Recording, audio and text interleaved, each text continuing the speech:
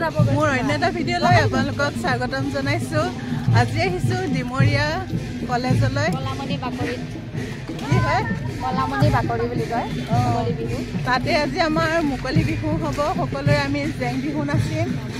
মোৰ লগত আহিছে এওঁলোকেও আজি তাতে জেং বিহু নাচিব আৰু সকলো এনেকৈ ওলাই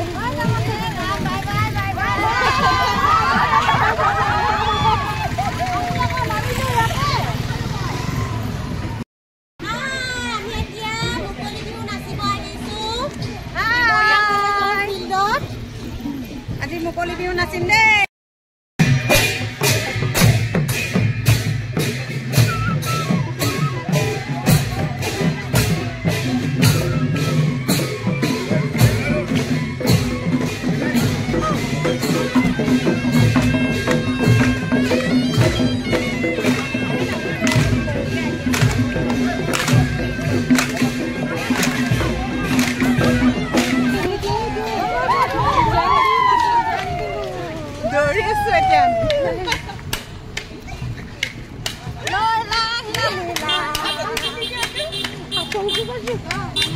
নাম গাই যাওক।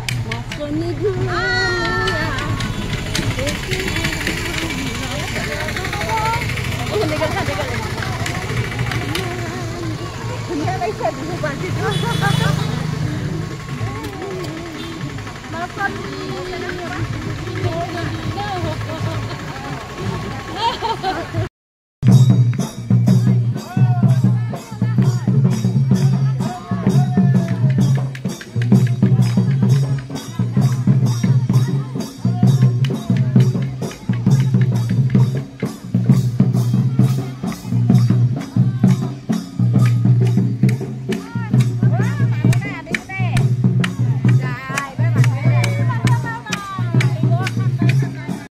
উপস্থিত হৈছেহি।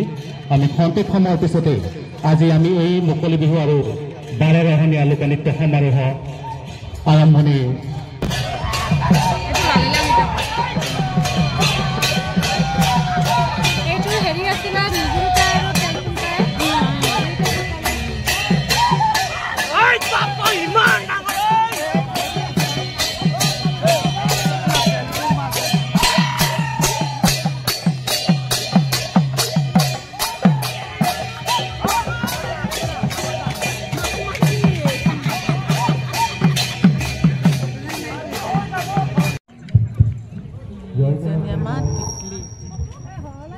নামটো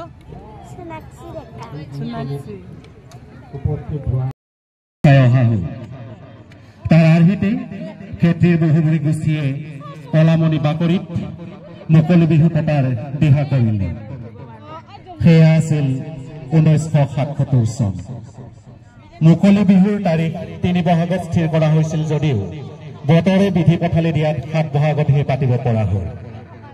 ডিমৰীয়া মহাবিদ্যালয় পথৰ পশ্চিম টিলা এটাত বৰ উলহ মালহেৰে প্ৰথম মুকলি বিহু পতা হ'ল। ডিমৰীয়া ৰাইজেও এনে কাৰ্যত বহুমূৰী গোষ্ঠীলৈ আশীৰ্বাদ বৰষিলে। মুকলি বিহুৰ প্ৰথম খোলাখন উদ্বোধন কৰিলে ডিমৰীয়াৰ বিখ্যাত বিহু ঢোলৰ শিল্পী মাননীয় লঘনা মিকিৰ তেৰণ ডাঙৰীয়াই। এইগৰাকী শিল্পী আজি প্ৰয়াত। এইখিনিতে এটা কথা অনুকিয়াই থব লাগিব যে আৰম্ভণি কালৰ মুকলি বিহুৰ নাম মুকলি বিহু আৰু লোকনৃত্য সমাৰোহে আছিল। 1978 চনৰ পৰাহে দুগৰাকী বিখ্যাত শিল্পী মঘাই ওজা আৰু জয়ন্ত হাজৰিকাৰ সোঁৱৰণিত পতা হ'ল। এই কথাও অনুকিয়াই থব পাৰি যে জামুগুৰিৰ হাতৰ মুকলি বিহুত কেৱল বিহুহে নচা হৈছিল। ইয়াত কিন্তু অন্যান্য লোকগোষ্ঠীসমূহৰ লোকনাচসমূহকো প্ৰদৰ্শন কৰাৰ ব্যৱস্থা কৰা হৈছিল। এটা গৌৰৱৰ কথা, ক্ষেত্ৰীত অনুষ্ঠিত হোৱা মুকলি বিহুখন অসমৰ দ্বিতীয়খন মুকলি বিহু আৰু লোকনৃত্য সমাৰোহ হিচাপে ই অসমৰ প্ৰথমটো অনুষ্ঠান। এই লেখে বহুমূৰী গোষ্ঠীৰ সমূহ সদস্যৰ লগতে ডিমৰীয়াবাসীকো মিঠা অনুভৱ এটা দিব পাৰিছে। ডিমৰীয়া সৰু বৰ নানা জাতি জনগোষ্ঠীৰ বিকশিত এখনি ফুলাম বাগিচা। 4 বহাগ আমাৰ বাবে অধীৰ অপেক্ষাৰ অন্তত মহামিলনৰ ক্ষণ। সেইদিনা কলামণি বাকৰিত সংস্কৃতিৰ সমন্বয়ৰ সভাহে বহে। ঐতিহাসিক লালিলাং, তুলুৱাং, উৰলটনা, বৰঢুলীয়া, ভালুক ডুকুৱা, কুকুৰীকণা আদি নৃত্যৰ উপৰিও কাৰ্বি, তিৱা, বড়ো, নেপালী চাহ জনগোষ্ঠীৰ নৃত্য গীতে আৰু বিহুৱতীৰ গীত মাতে পৰিৱেশ ৰঙীন কৰি তোলে। বিহুত বলীয়া ডিমৰীয়াবাসীৰ মন ভোমোৰাই আত্মবিভোৰ হৈ বহাগৰ মৌপান কৰে। মুকলি বিহু আৰু লোকনৃত্য সমাৰোহৰ এনে দীঘলীয়া পৰিক্ৰমাত আমি অসমৰ বিভিন্নজন সংস্কৃতিমান ব্যক্তিক সাদৰে নিমন্ত্ৰণ কৰি ডিমৰীয়াৰ সংস্কৃতিৰে গৰকা আসনখনত বহুৱাইছো। সাংস্কৃতিক সম্পাদক মাননীয় শ্ৰেণীৰাম ডেকাই এটি ফুলাম জাপিৰে আৰু ফুলাম গামোচাৰে আদৰণি জনাইছে। এই সুযোগতে তুলিছে বসন্তৰ তুমি জাননী বহাগৰ প্ৰতিটো বহাগতে মৰম যাচো তোমাক অন্তৰত।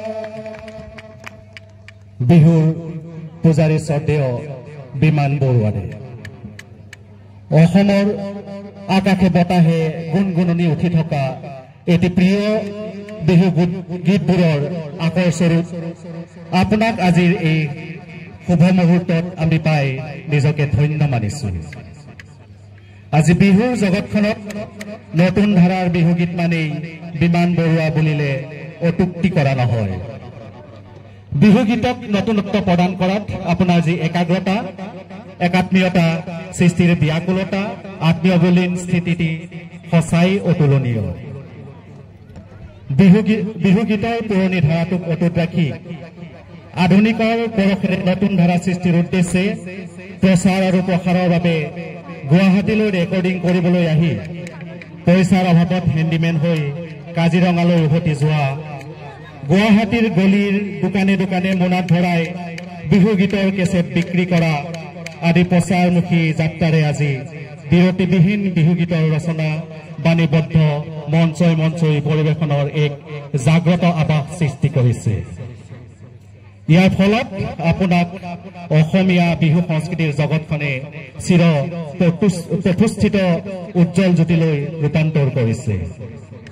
এয়াই আপোনাৰ জীৱনৰ সুউচ্চ বিজয় মুকুট। হে মহান শিল্পী, আপুনি আদৰ্শ হৈ উত্তৰ প্ৰজন্মক যি আদৰ্শ দেখুৱালে, সেই আলোকৰ পথেৰে খোজকাঢ়ি হেজাৰজন বিমান বৰুৱাৰ সৃষ্টি হওক তাৰে কামনা কৰিছো। আপোনাৰ দ্বাৰা সৃষ্ট নতুন ধাৰাটোক আকৌ অধিক মনোমোহা বিহুগীতৰ মেট মৰা সমাহাৰ আমি আন্তৰিকতাৰে আশা কৰিছো। শেষত আপোনাৰ জীৱনৰ বিহুগীতৰ এই দিগ্বিজয় যাত্ৰাৰ অন্তহীন সাফল্যৰ কামনা কৰি মেলানি মাগিছো। এটি ফুকেশ্বৰ সমিতিৰ সভাপতি নোমল বৰদলৈ নিতুল ডেকা প্ৰদান কৰিছে।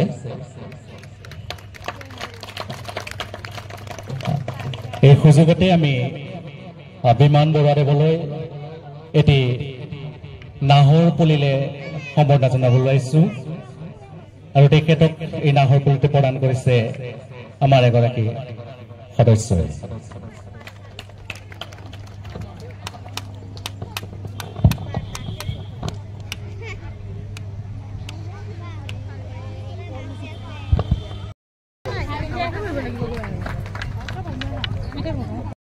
Oh